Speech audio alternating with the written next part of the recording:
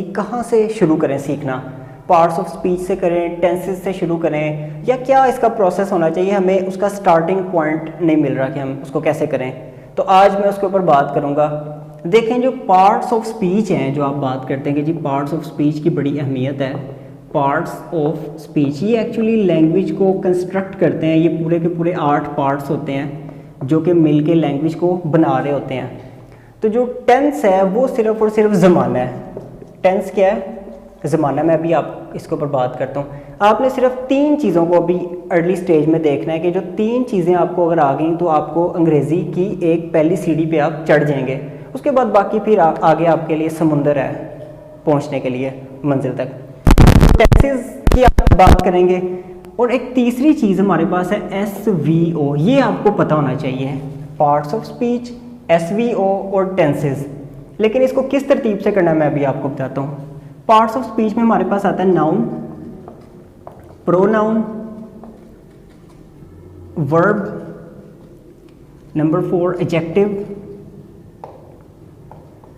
Number 5 adverb, number 6 article कर लेते हैं या डिटर्मिनर्स भी इसको कह सकते हैं।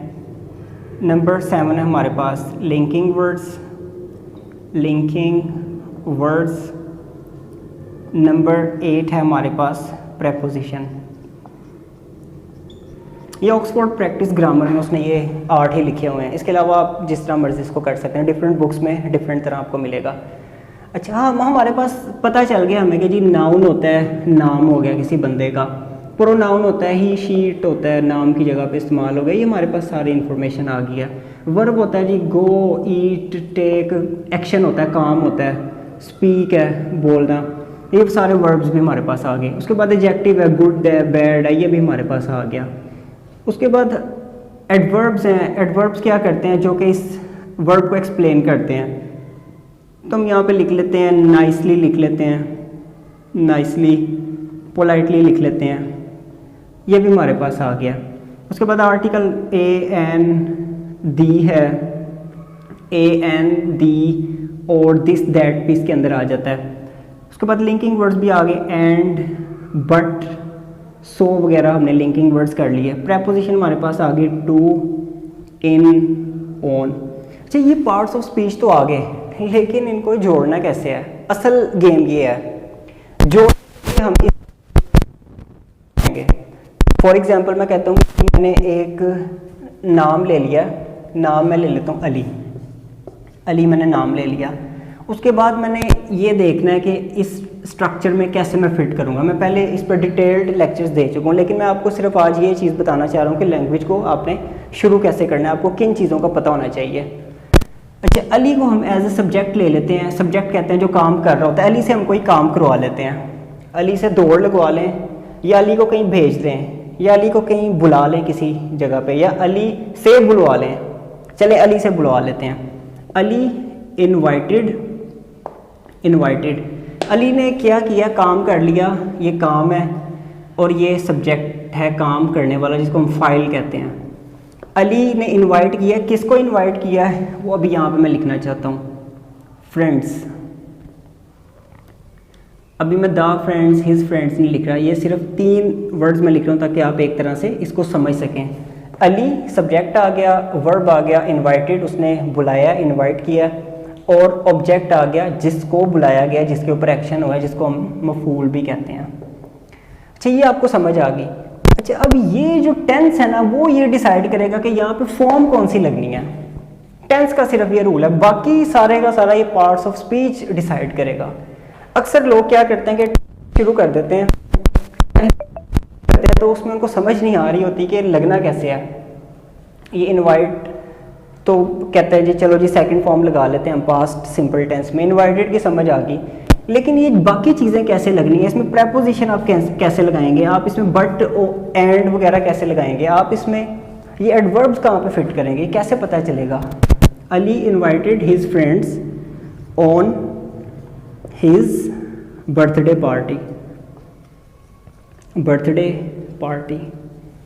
इसमें ये तो कोई टेंस नहीं है, ये भी कोई टेंस नहीं है, ये भी कोई टेंस नहीं है, ये भी कोई टेंस नहीं है, ये भी कोई टेंस नहीं है, ये भी कोई टेंस नहीं है। इस पूरे इतने लंबे सेंटेंस में सिर्फ और सिर्फ ये टेंस है। तो टेंसेज आपको जो ज़माने हैं वो ज़माने आपको सिर्फ ये फॉर्म का यूज़ करना बताएंगे। क्या बताएंगे? फॉर्म्स का यूज़ करना। आपको फॉर्म्स का यूज़ करना आ जाएगा तो कम से कम आप ये बताने के काबिल हो जाएंगे कि माजी में बात हो रही है या अभी प्रेजेंट में हो रही है या फ्यूचर में हो रही है, या माजी में हो चुकी है या अभी अभी हुई है या फ्यूचर में हो चुकी होगी, या रोज़ाना होती है या कल हुई या कल होगी, या 1990 से हो रही है या 2000 से हो रही थी या आगे आने वाले 2025 से हो रही होगी। ये टेंस आपको बताएगा। यानी कि जो 12 टेंसेस होते हैं, ये 12 टेंसेस आपको सिर्फ और सिर्फ ये बताएंगे कि एक्शन की नौयत क्या है, एक्शन की नौयत क्या है, टेंस ज़माना इस एक्शन की। बाकी ये जो चीज़ें हैं सारी की सारी ये आपको स्पीच बताएंगे कि स्ट्रक्चर को फिट कैसे करना है, ताकि आपको इसकी मज़ीद कुछ अंदाज़ा हो सके।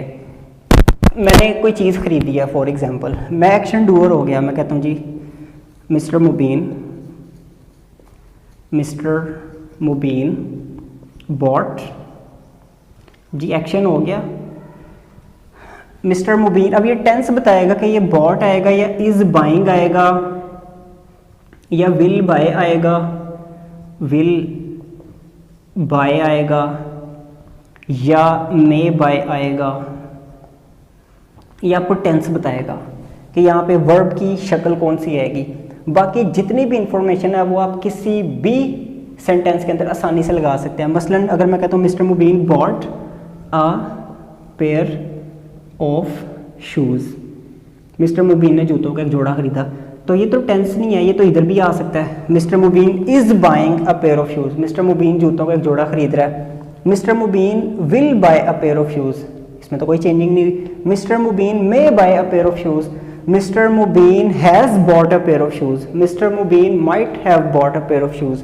वो सारी की सारी इसमें चेंजिंग हो रही है सिर्फ किस लिए कि टेंस की, बाकी कोई चेंजिंग नहीं हो रही। यानी कि प्रोनाउन जहाँ पे लगना है वहाँ पे लगना ही लगना है, जहाँ पे नाम लगना है वहाँ पे लगना ही लगना है, जहाँ पे एडजेक्टिव लगनी है जैसे a nice pair of shoes, a nice इसकी अब ब्यूटीफुल आ गई, नाइस आ गई। एडजेक्टिव जहाँ पे लगना है लगना है। एडवर्ब जहाँ पे लगना है मतलब अर्जेंटली कर सकते हैं, mister Mubeen urgently bought a pair of shoes, adverb लगना ही लगना है। आर्टिकल ये आ लगा ही लगा है।